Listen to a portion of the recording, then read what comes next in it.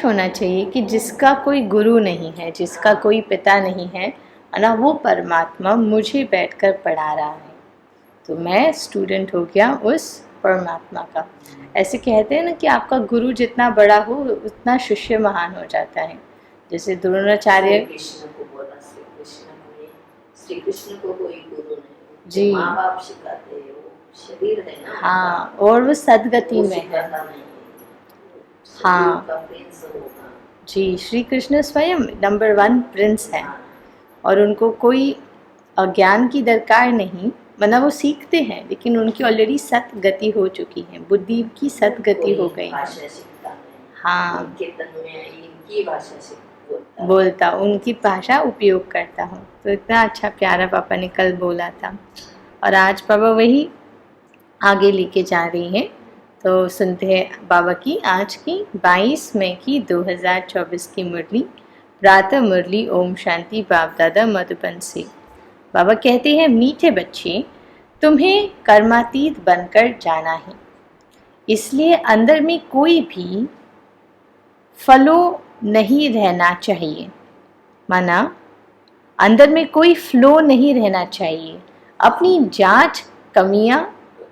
जांच कर कमियां निकालो। सॉरी, बाबा ने कहा है फ्लॉ, इसलिए अंदर में कोई फ्लॉ नहीं रहना चाहिए। अपनी जांच कर कमियां निकालते जाओ।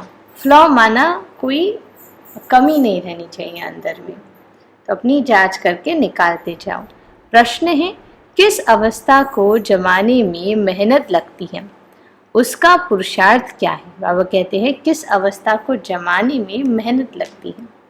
हम दही जमाते हैं ना, तो वह अवस्था जमाने की बात कर रही हैं।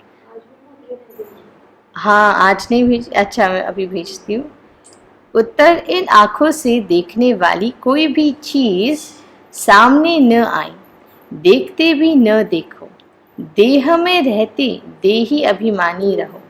यह अवस्था जमाने में टाइम लगता है।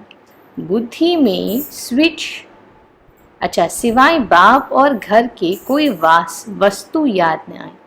इसके लिए अंतर्मुखी हो अपनी जांच करनी है, अपना चार्ट रखना है। तो क्या चार्ट रखना है कि बाबा कह रहे हैं कि इन आँखों से देखने वाली कोई भी चीज़ सामने न आए, बुद्धि में सामने न आए, देह में रहते भी देही अभिमानी रहो। यह अवस्था जमाने में टाइम लगता है। बुद्धि में सिवाय बाप और घर के कोई वस्तु याद न आई। इसके लिए अंतर्मुखी हो अपनी जांच करनी है और अपना चार्ट रखना है। ओम शांति। मीठे मीठे से खिलाते बच्चों प्रति रूहानी बच्चे यह तो जानते हैं कि हम अपनी देवी राजधानी स्थापन कर रहे हैं। इसमें राज्य भी है तो प्रजा भी है। पुरुषार्थ तो सब करते हैं। जो जास्ती पुरुषार्थ करते हैं वह जास्ती प्राइज लेते हैं। यह तो एक कॉमन कायदा है, यह कोई नई बात तो नहीं। इसको देवी बगीचा कहो व राजधानी कहो। अभी यह है कलयुगी बगीचा अथवा कांटों का जंगल। उसमें भी कोई बहुत फल देने वाले झाड़ होते हैं, कोई कम फल देने वाले झाड़ होते हैं, कोई कम रस वाले आम होते हैं, कोई कैसे होते हैं। फलों के ऐसे भिन्न भिन्न प्रकार के झाड़ होते हैं। वैसे ही तुम बच्चों में भी नंबरवार पुरुषार्थ अनुसार है। कोई बहुत अच्छा फल देते हैं, कोई हल्का फल देते हैं। भिन्न भिन्न झाड़ होते हैं। यह फल देने वाला बगीचा है। फल माना क्या? एक फल हो सकता है गुणों का, हमारे कितने गुण हमने उपयोग में लाए। दूसरा फल हो सकता है कि आप एक बहुत ही अच्छा झाड़ बन गए, माना ताकतवर, जो कोई भी तूफान नहीं हिला सकता, और आपने ऐसे अपने जैसे बनाए औरों को, आप समान बनाया, माना आपका जितना बाबा से प्रति प्यार है उनको दूसरों को भी ऐसा बनाया। फल क्या करता है? फल के अंदर बीज होता है, उसको बस ज़मीन मिलनी चाहिए, वो खुद एक पेड़ बन सकता है। तो इसलिए बाबा बोलते हैं कि कोई कोई ऐसे होते हैं जो बहुत फल देते हैं। तो बाबा बोलते हैं यह फल देने वाला, बाबा की गुण आए सबको बांटना हाँ, गुण बांटना है जी, हमारे पास जो गुण आए हैं वो सभी को बांटना है। तो बाबा के यही फल होता है जी, बिल्कुल। फिर बाबा कहती है भिन्न भिन्न झाड़ होते हैं, यह फल देने वाला बगीचा है। इस देवी झाड़ की स्थापना हो रही है अथवा फूलों के बगीचे की स्थापना हो रही है। कल पहले मिसल आहिस्ते आहिस्ते मीठे खुशबूदार भी बन रही है, नंबरवार पुरुषार्थ अनुसार। तो कल हम एक फल को देख रहे थे। फल तो होता ही, वही फल होता है, लेकिन समय अनुसार वो फल कच्चा होता है, फिर पक जाता है, फिर खराब हो जाता है, समय अनुसार ना। तो जब कच्चा है तो अगर उसको खाने को कोशिश करेंगे तो मीठा नहीं लगेगा। जैसे आम ले लो, पका नहीं है ना, तो आम को अब कच्चा काटेंगे तो उसका कुछ नहीं बन सकता, बस अचार बनाना पड़ेगा, है ना। अचार तो फिर खट्टा लगता है, लेकिन जब वो पक जाए तब खाया तो फिर कितना मीठा लगता है। और फिर जब वो खराब हो गया तो उपयोग में नहीं आएगा, पकने से भी रखा तो खराब हो जाए। ऐसे हमारे गुण का भी होता है और ज्ञान का भी होता है कि जो ज्ञान वो देना है। हाँ, कल मैं वो संतरे को देख रही थी, इसमें इतना मीठा रस था, फिर उसको थोड़ा देर रखा तो उसका रस सारा सिकुड़ गया।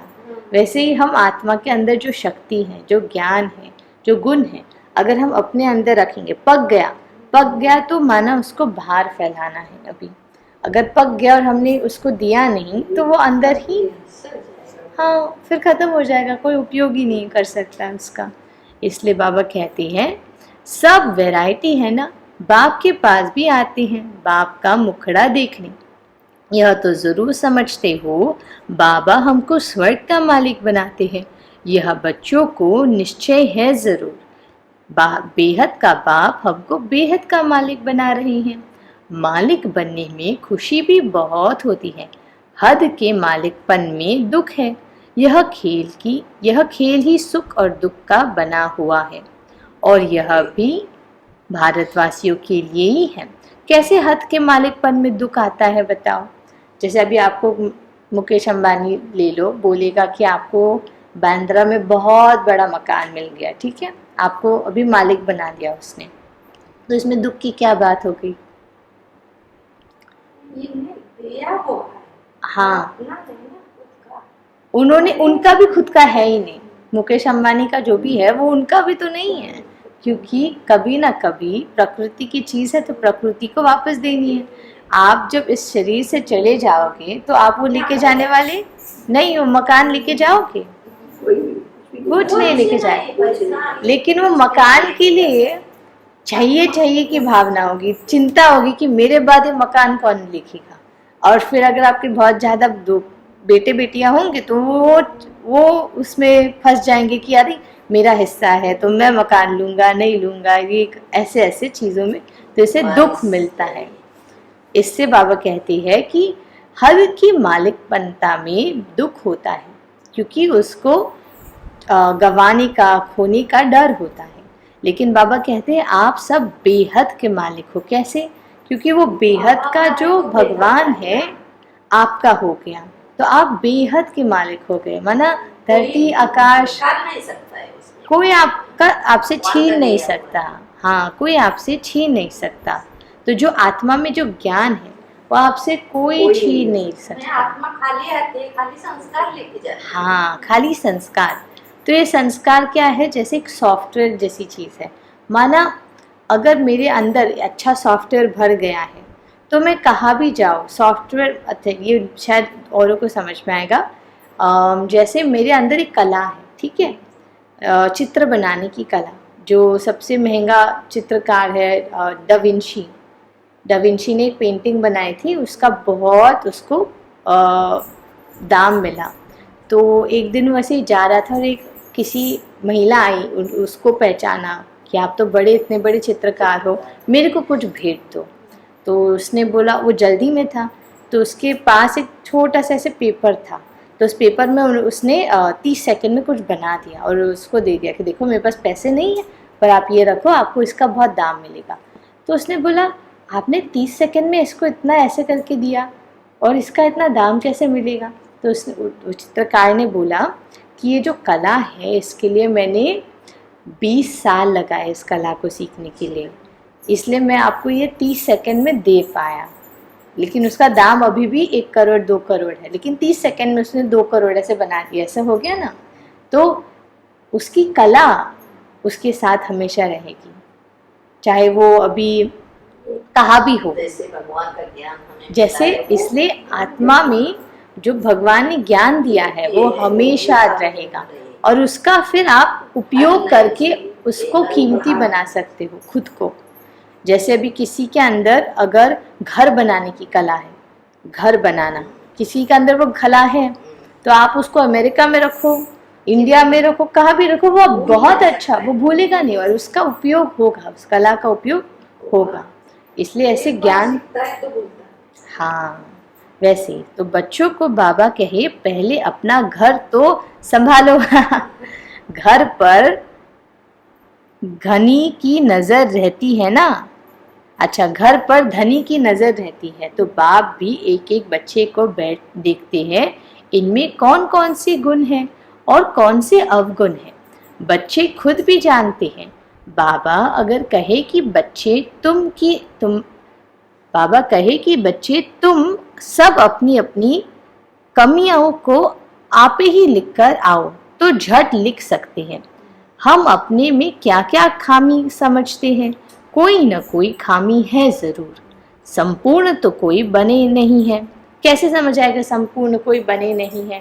अभी इतना इन बाबा जी ऐसे कोई बना नहीं, हाँ, इतना संपूर्ण ज्ञान कोई के अंदर नहीं आए हैं। संपूर्ण कोई बने नहीं है, क्योंकि हम बनेंगे तो फिर शरीर छोड़ के फरिश्ता रूप में चले जाएंगे। तो बाबा कहते हैं हाँ बनना है जरूर, कल्प कल्प बने हैं। तो बाबा बच्चे को क्या बोले हैं कि आप ही कल्प कल्प बने हो संपूर्ण, इसमें कोई संशय नहीं है, परंतु इस समय खामी है, वह बतलाने से बाबा उस पर ही समझाएंगे। तो बाबा को जो भी खामी आप बताएंगे फिर बाबा उस पर राय देंगे। जैसे हम डॉक्टर के पास जाते हैं, अगर आपको घुटनों का दर्द है, अगर आपने बताया नहीं डॉक्टर को, तो वो आपको कैसे सलाह देगा? अगर आपने बोला नहीं घुटनों का दर्द नहीं है, मैं तो बहुत अच्छा चलती, तो फिर बाबा कुछ नहीं करेगा। वो रूहानी डॉक्टर है ना। तो जो भी मन में जो भी कमी है वो बताना है। कुछ भी हो सकता है, जैसे देर से सोना हो गया, शरीर का भी कोई कमी है तो वो भी बाबा को बताओगे ना, तो बाबा आपकी बुद्धि को टच करेगा। इस समय तो बहुत खामियां हैं, मुख्य सब खामियां होती है देह अभिमान के कारण। तो जब हम इस देह के अभिमान में होते हैं कि मैं फलाना हूँ, मैं इतने वर्ष का हूँ, तो ये देह अभिमान हो गया। वह फिर बहुत हैरान करती है, अवस्था को आगे बढ़ने नहीं देती। इसलिए अब पूरी रीति पुरुषार्थ करना है। यह शरीर भी अभी छोड़कर जाना है, दैवी गुण भी यहाँ ही धारण करके जाना है। कर्मातीत अवस्था में जाने का अर्थ भी तो बाबा समझा रहे हैं। कर्मातीत होकर जाना है तो कोई भी फ्लॉ न रहे, क्योंकि तुम हीरे बनते हो ना। हमारे में क्या क्या फ्लॉ है यह तो हर एक जानते हैं, क्योंकि तुम चैतन्य हो। जड़ हीरे में फ्लॉ होगा तो वह निकाल थोड़ी ही सकेगा। माना ऐसे अगर हीरे में, खुद के हीरे में कोई अगर हीरा है, उसके अंदर कुछ कमी है, तो वो खुद थोड़ी निकाल सकता है, किसी जौहरी को उसको निकालना पड़ेगा। बाबा कहते हैं लेकिन तुम ऐसे हीरे हो, आत्मा ऐसी हीरा है जो खुद ही अपना कमी है वो निकाल सकती है। तो बाबा बुराई है अपने में, अब बुराई हाँ अपने आप निकाल सकती है। तुम तो चैतन्य हो, तुम इस फ्लॉ को निकाल सकते हो। तुम कौड़ी से हीरे जैसा बनते हो, तुम अपने को अच्छी रीति जानते हो। सर्जन पूछते हैं कौन सा फ्लॉ है जो तुमको अटकाता है, आगे बढ़ने नहीं देता है। फ्लॉलेस तो पिछाड़ी में बनना है। फ्लॉलेस माना कोई भी बुराई नहीं, कोई भी कमी नहीं। फ्लॉलेस वह सब अभी निकलना है ना। अगर फ्लॉ नहीं निकलता तो हीरे की वैल्यू कम हो जाती है। यह भी बड़ा पक्का जौहरी है ना। माना ब्रह्मा बाबा भी बड़ा पक्का जौहरी था, सारी आयु हीरे ही इन आंखों से देखे हैं। ऐसे जौहरी कोई होगा नहीं जिसको इतना हीरो का परखने का शौक होगा। तुम भी हीरे बन रहे हो, जानते हो कोई न कोई फ्लॉ है जरूर, संपूर्ण बने नहीं है। चैतन्य होने कारण तुम पुरुषार्थ से फ्लॉ निकाल सकते हो। हीरे जैसा तो बनना है जरूर, तो तब बनेंगे जब पूरा पुरुषार्थ करेंगी। बाप कहते हैं तुम्हारी अवस्था ऐसी पक्की हो जो शरीर छूटने समय अंत में कोई भी याद न आए। तो अवस्था कैसी होनी चाहिए कि जब अंत में शरीर छूटे कोई भी याद ना आए, केवल बाप और परम धाम याद आए। यह तो क्लियर है। मित्र संबंधी आदि सबको भूलना है, संबंध रखना ही है एक बाप से। अभी तुम हीरे बन रहे हो, यह जवाहरात की दुकान है, तुम हर एक जौहरी हो। यह बातें दूसरे कोई भी जानते नहीं, तुम बच्चे जानते हो, हर एक के दिल में है। हम विश्व के मालिक बन रहे हैं पुरुषार्थ अनुसार। जिन्हों को उच्च पद मिला है उन्होंने जरूर पुरुषार्थ किया है तो तुम्हारे में से ही ना। तो बाबा बोलते हैं जो भी पुरुषार्थ करे हैं, जो श्री कृष्ण की आत्मा है या फिर श्री राधे की आत्मा है, वो तुम में से ही एक है ना, तो तुम्हारे में पुरुषार्थ तुम भी कर सकते हो। तुम बच्चों को ही इतना पुरुषार्थ करना है, इसलिए बाबा एक एक बच्चे को देखते रहते हैं, जैसे फूलों को देखा जाता है ना। यह कैसा खुशबूदार फूल है, यह कैसा है, इनमें बाकी क्या फ्लो है, अच्छा इनमें क्या बाकी फ्लॉ है, क्योंकि तुम चैतन्य हो। चैतन्य हीरे जान सकते हैं ना हमारे में क्या क्या खामी है, जो बाप से बुद्धियोग तुड़ाई कहा न कहा भटकाती रहती है। तो फ्लॉ क्या हुआ, कमी क्या हुई, जो भी चीज़ आपको बाबा की याद से लेके जाती है दूर, वो फ्लॉ हो गई। क्योंकि बाबा की याद है कमाई का जरिया, आत्मा की कमाई, आत्मा के अंदर शक्ति भरने का जरिया है बाबा की याद। तो जो भी फ्लॉ है या कमी है जो बाबा से दूर लेके जा रही है, उसे ठीक करना है।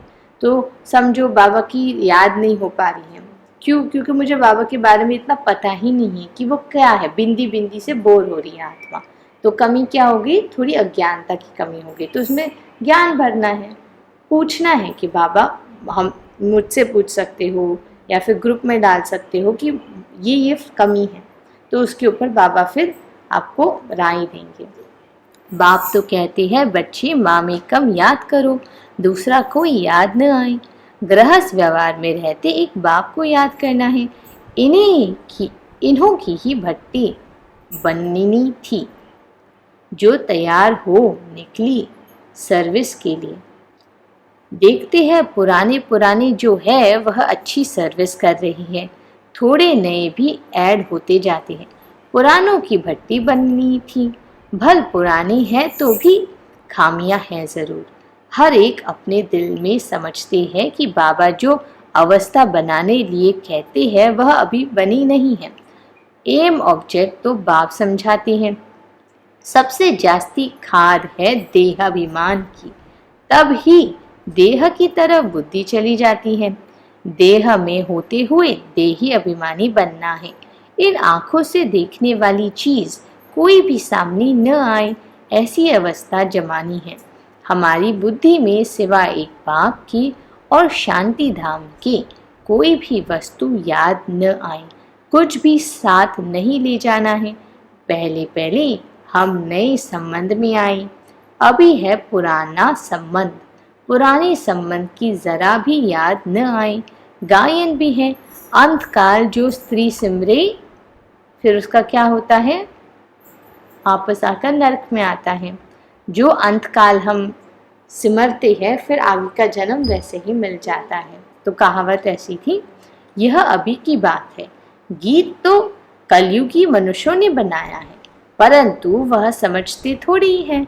मूल बात बाबा समझाते हैं, एक बाप के सिवाय और कोई याद न आए।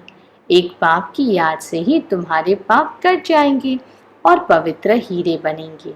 कोई कोई पत्थर तो बहुत वैल्यूबल होते हैं, मानिक भी वैल्यूबल होता है। मानिक एक पत्थर का टाइप है जो बहुत वैल्यूबल होता है, मानिक हीरा।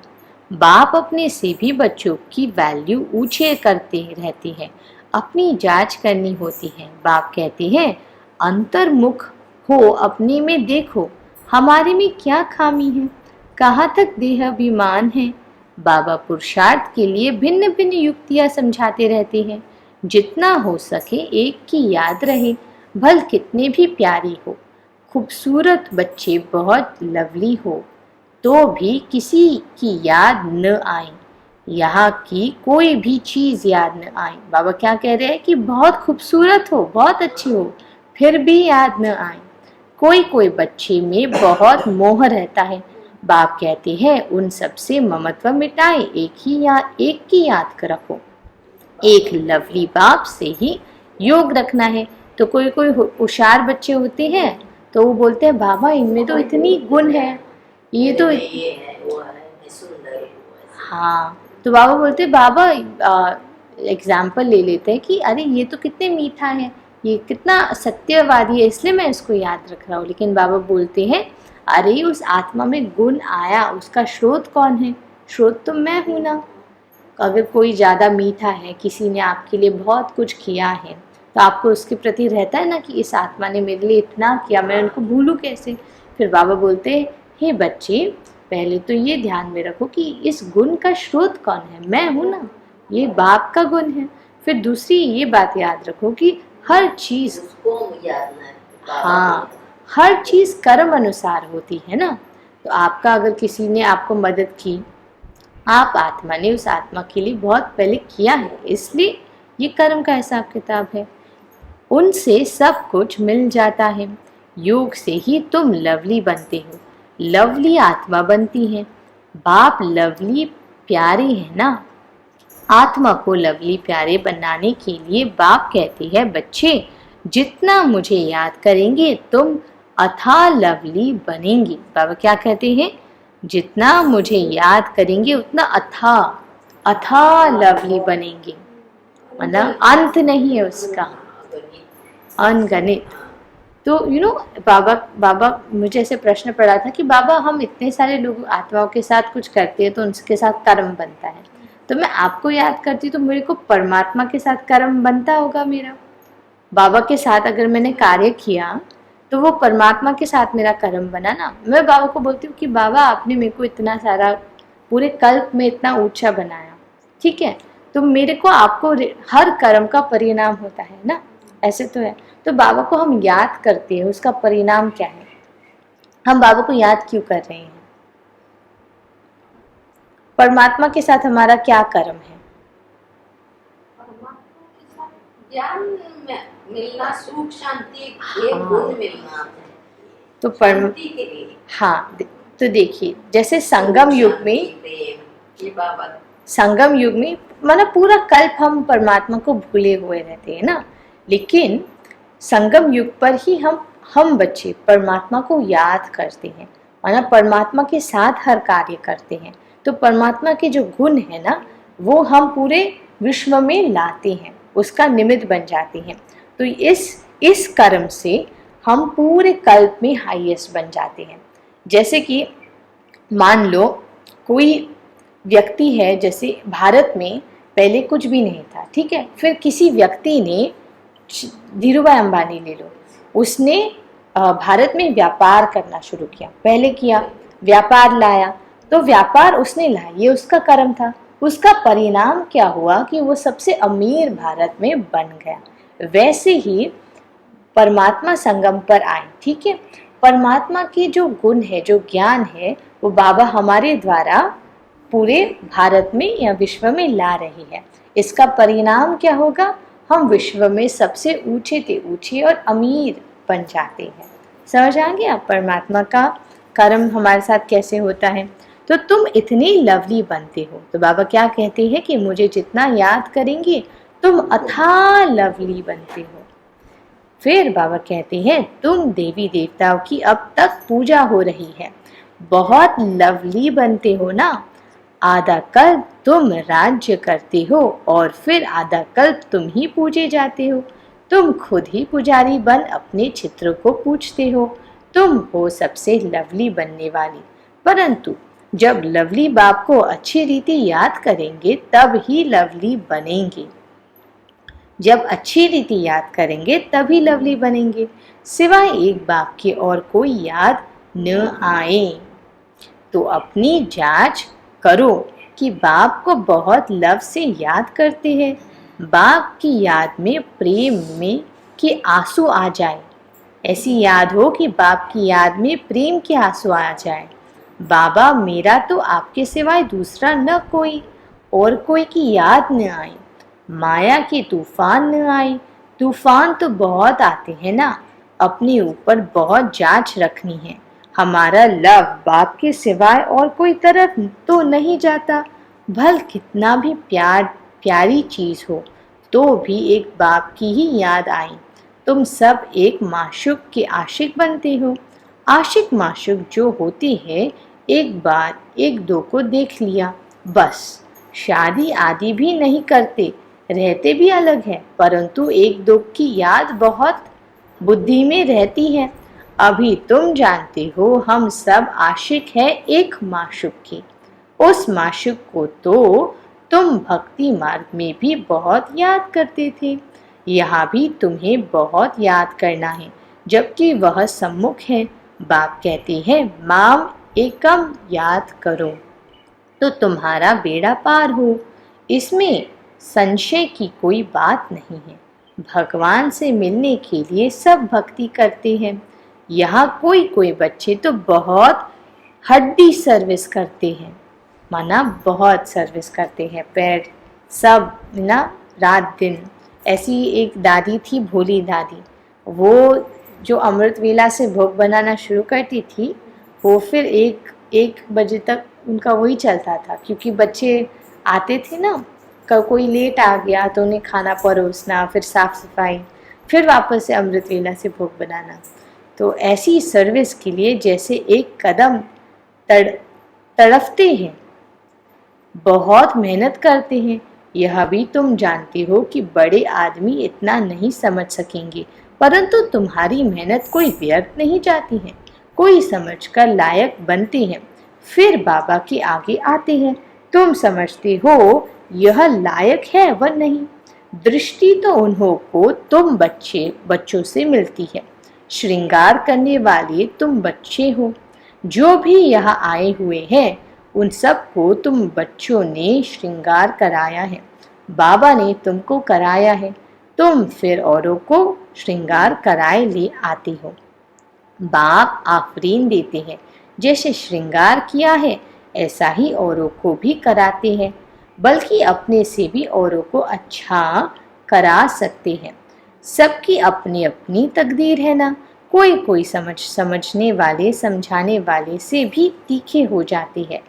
तो बाबा कहते हैं कि कोई कोई समझने वाले समझाने वाले से और आगे जाते हैं, समझते हैं इनमें हम अच्छा समझा सकते हैं। समझाने का नशा चढ़ता है तो वह फिर निकल पड़ते हैं। बाप दादा दोनों की दिल पर चढ़ पड़ते हैं। बहुत नए नए हैं जो पुराने से भी तीखे हैं। कांटों से अच्छा फूल बन पड़े हैं। इसलिए बाबा एक एक को बैठ देखते हैं, इनमें क्या क्या कमी है।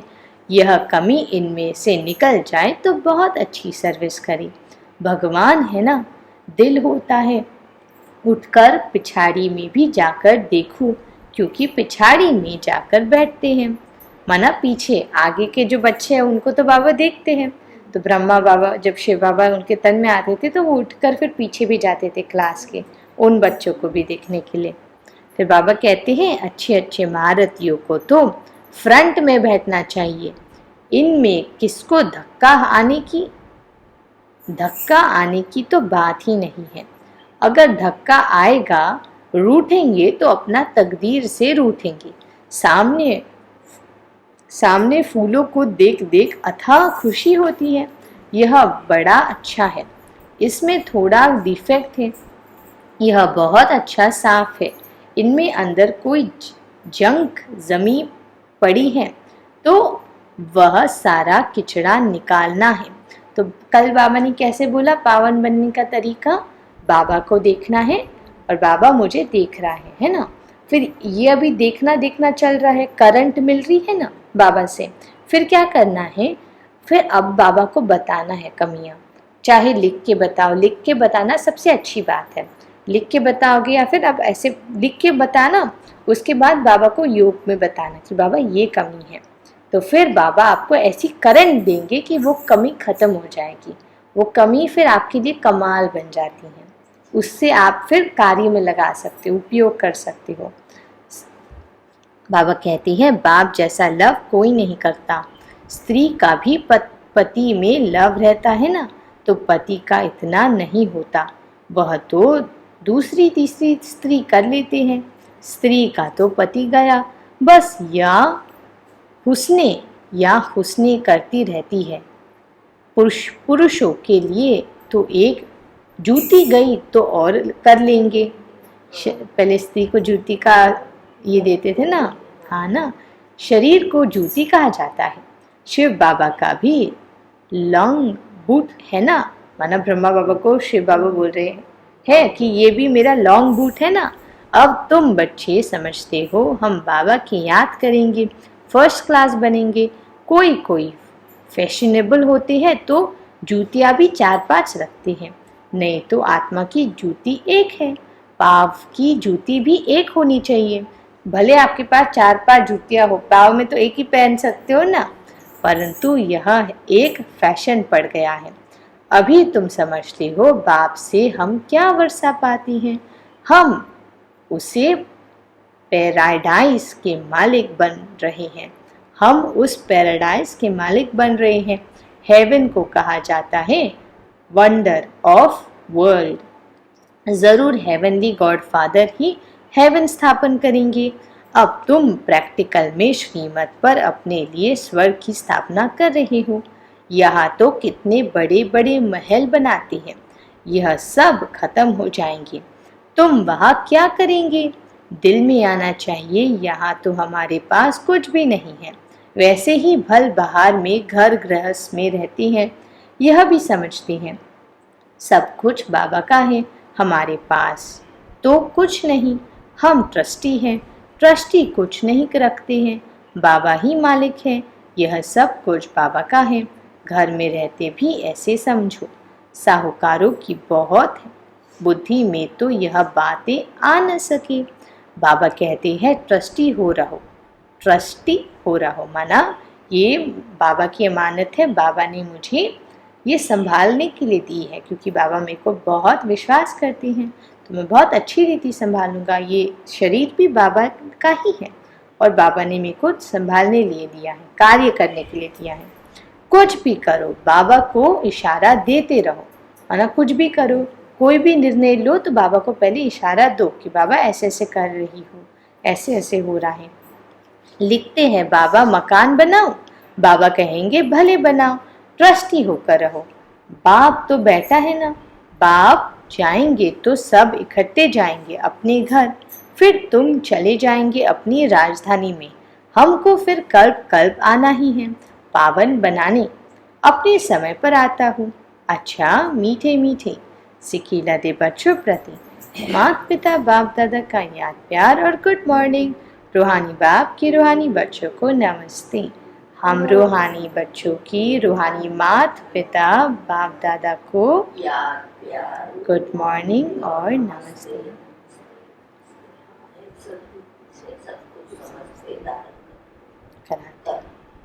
धारणा के लिए मुख्य सार है पहला, सभी से ममत्व निकाल, एक लवली बाप को याद करना है। अंतर्मुख हो, अपनी कमियों की जांच कर निकालना है, वैल्यूबल हीरा बनना है। दूसरा, जैसे बाप ने हम बच्चों को श्रृंगार किया है, ऐसे सबका श्रृंगार करना है। कांटों को फूल बनाने की सेवा में लग जाना है, ट्रस्टी होकर रहना है। वरदान, ब्राह्मण जीवन में एक वक्ता के पाठ द्वारा रूहानी रॉयल्टी में रहने वाले संपूर्ण पवित्र भव। तो बाबा को याद करके बाबा ये वरदान दे रही है, ब्राह्मण जीवन में एक व्रता के पाठ द्वारा रूहानी रॉयल्टी में रहने वाले संपूर्ण पवित्र भव। इस ब्राह्मण जीवन में एक व्रता का पाठ पक्का कर प्योरिटी की रॉयल्टी को धारण कर लो तो सारे कल्प में यह रूहानी रॉयल्टी चलती रहेगी। आपके रूहानी रॉयल्टी और प्योरिटी की चमक परम धाम में सर्व आत्माओं में श्रेष्ठ है। आदिकाल देवता स्वरूप में भी यह पर्सनालिटी विशेष रही है। फिर मध्यकाल में भी आपके चित्रों की विधि पूर्वक पूजा होती है। इस संगम युग पर ब्राह्मण जीवन का आधार प्योरिटी की रॉयल्टी है। इसलिए जब तक ब्राह्मण जीवन में जीना है तब तक संपूर्ण पवित्र रहना ही है। तो संपूर्ण पवित्रता क्या हुई? एक व्रता, जैसे पहले बोलते थे ना पतिव्रता, माना पति एक ही, इसको ही से मरना है, वैसे। और पति परमेश्वर बोलते थे ना, पति परमेश्वर, तो ईश्वर ही हमारा अब साथी है, पति है, तो उसके प्रति ही एक व्रता, वो दूसरा ना कोई। स्लोगन, आप सहनशीलता के देव और देवी बनो तो गाली देने वाले भी गले लगाएंगे। आप सहनशीलता के देवी और देव बनो तो गाली देने वाले भी गले लगाएंगे। ओम शांति।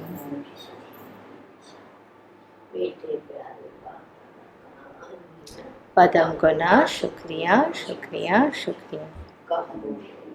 ओम शांति। अभी हम थोड़ा रिवाइज करेंगे कैसे बाबा ने मुरली चलाई।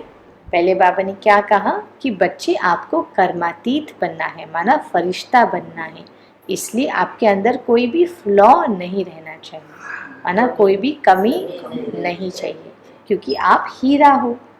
फिर बाबा ने कहा कि कैसे निकालनी है, जांच करके निकालनी है। तो जांच कैसे करोगे? जो भी आंखों से देखते हो वो सामने नहीं आना चाहिए। अगर आ रहा है मतलब वो कोई कमी है, तो उसे निकाल दो बाबा को देकर, फिर वो अपने आप निकल जाएगी। फिर अपना अंदर बुद्धि में रहना चाहिए कि मैं आत्मा हूँ, ये देह नहीं हूँ, और केवल एक बाबा और परम धाम की याद दिल में होनी चाहिए कि एक बाबा और वो शांति धाम, दूसरा ना कोई। तो ऐसा चार्ट देना है बाबा को, पूरे दिन में जांच करो कि मेरे बुद्धि में बाबा के अलावा क्या क्या आ रहा है। अगर आया तो उसको बाबा को बताना, उसका चार्ट रखना है, फिर बाबा वो देख लेगा। अगर वो भले आया भी तो मेरी उसके अंदर सामने ना आए, हाँ, और आया भी तो उसको कैसे देखना है कि मैं ट्रस्टी हूँ, वो मेरा नहीं है, वो परमात्मा का ही है, और परमात्मा ने मुझे उसका ध्यान रखने के लिए दिया है। फिर बाबा ने क्या कहा कि मेरे बच्चे आप ही हो वह नंबर 1 हो जो यहाँ पर भी मेरे से पढ़ते हो, फिर सतयुग में भी नंबर 1 हो, मध्यकाल में भी आपकी विधि पूर्वक पूजा होती है और आपकी पवित्रता की चमक तो परम धाम में भी रहती है। फिर बाबा पवित्र बनना है ना, संपूर्ण पवित्र माना उस एक की ही याद। फिर बाबा कहते हैं आप ऐसे हीरा हो, जैसे वो स्थूल हीरा होता है ना, वो खुद जांच करता नहीं कर सकता, आप अपनी जांच खुद करके अपने अंदर परिवर्तन कर सकते हो। फिर बाबा आगे कहते हैं शरीर छूटने समय क्या होना चाहिए? एक की याद होना चाहिए, बाबा और वो शांति धाम। फिर बाबा कहते हैं कि बाबा हमें अनंत लवली बनाते हैं। एक बाबा को याद करते हैं तो हमें कितना अनंत लवली बना देते हैं। एक बाप से सच्चा प्यार करते हैं तो हमें उसका कोई अंत नहीं, हमें इतना प्यारा बना देते हैं। फिर बाबा कहते हैं कि बच्चे आप बेहद के मालिक हो, हद के मालिक नहीं हो, बेहद के मालिक हो। हद ही नहीं है। तो जैसे कोई पिता होता है ना, उसको पता होता है कि अगर कोई अच्छी चीज़ नहीं है, हद की चीज़ है, जैसे कोई राजा है, ठीक है, तो राजा का जो बेटा है उसका तो पूरा राज्य उसका है। तो अगर वो बेटा एक छोटे से खिलौने के लिए रो जाए कि ये मेरा है, मेरे को चाहिए, ये छोटे से टूट गया वो खिलौना, और जो खिलौना के लिए रो रहा है, तो राजा क्या बोलेगा, अरे ये तो बहुत छोटी चीज़ है, आप तो इतने चीज़ की, बड़ी चीज़ की मालिक हो, आप राजा हो। वैसे बाबा कहते हैं कि आप बेहद के मालिक हो, तो हद में नहीं बुद्धि फंसाओ, आप बेहद के मालिक हो। फिर बाबा आगे कह रही हैं कि जो अच्छे फूल होते हैं वो फल देते हैं, है ना। बाबा बोलते हैं जो अच्छे झाड़, अच्छे पेड़ होते हैं उसके ज़्यादा फल मिलते हैं।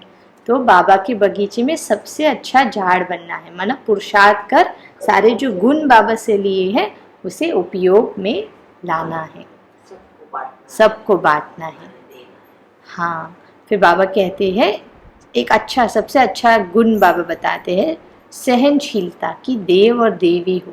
मैं सहनशीलता की देव और देवी हूँ, इसलिए तो गले लगाएंगे। जी, जो गाली देगा वो भी गले लगाएगा। बहुत अच्छा। ओम शांति।